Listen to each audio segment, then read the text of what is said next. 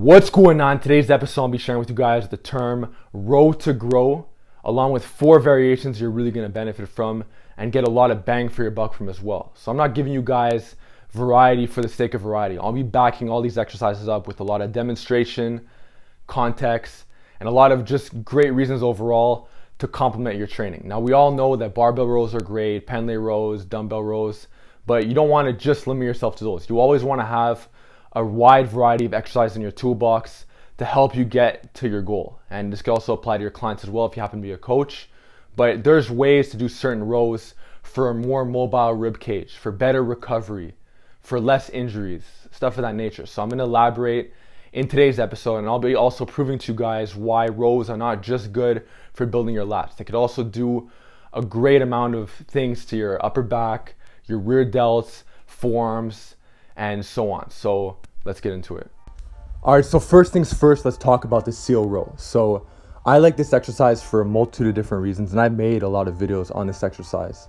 But if you want to get the most bang for your buck out of it, you want to add a couple modifications. You want to set the blocks higher, that's first off, because now the plates won't be touching the floor, so your back will get the full stretch. And if you happen to have access to a Swiss bar, a neutral grip bar, this will help as well because it'll give you a lot of what you don't have. A lot of lifters do everything with their hands pronated. This will open you up a bit more. And also it'll be a lot easier on the shoulders, elbows, and wrists due to the better alignment. So if you happen to have access to this, try it. And if you happen to have access to dumbbells, that could work very well as well. But this is a very strict way to row. And also people say that you can't have rowing standards because there's too much body English.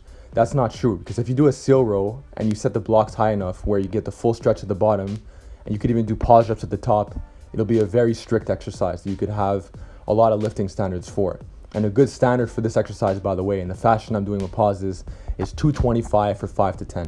If you could do that, in my books, you're a strong rower. Now let's talk about the alternating row. So I like pendlay rows a lot. I incorporate them into my programming. They can be done with the barbell, a trap bar, but I also like alternating rows. And this has a lot of carryover to various forms of pulling, because not every time we pull it's with 2 arms. Sometimes we'll pull with 1 arm, and this could be seen in tug of war or just rope pulling like you see in strongman. And I really like this because it'll give you a more mobile rib cage as well. And it's also a lot easier on the low back. You get more out of less weight. And you could also do these freestanding as well. You don't have to do them in the pendlay style, but I'm just giving you guys different options to choose from. And this variation will give you, it'll put you in a situation where you don't even have to use as much weight because you're not resetting the dumbbells on the floor each rep. And I like these for higher reps. So instead of counting 1-1, I'll just count to 20, which will basically give me 10 reps per arm. Now, I'm also a big advocate of medals rows, but if you're very short on time and you want to add more variability and more balance into your training, you could also add in some alternating lifts as well.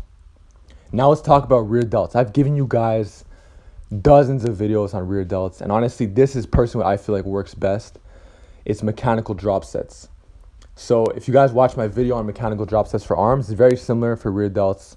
All you do is you start off with the rear delt fly on an incline bench, and you do that to failure.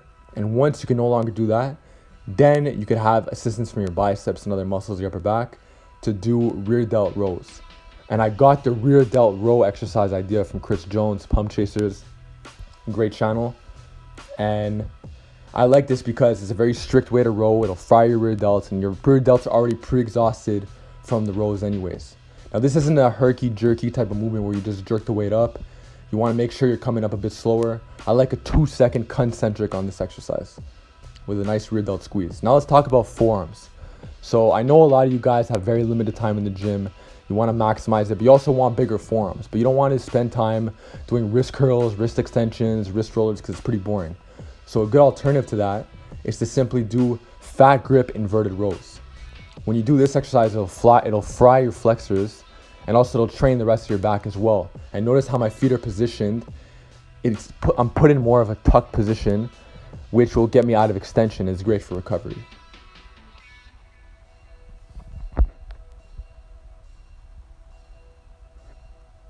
There you guys have it. Those are 4 of my favorite variations, at least right now, that I've started incorporating into my training along with some of my clients. So I really want to know in the comment section below, which of these have you been doing already? Which of them are going to start incorporating? and let me know your feedback. Let me know what you thought about this video, and I'll see you guys next time.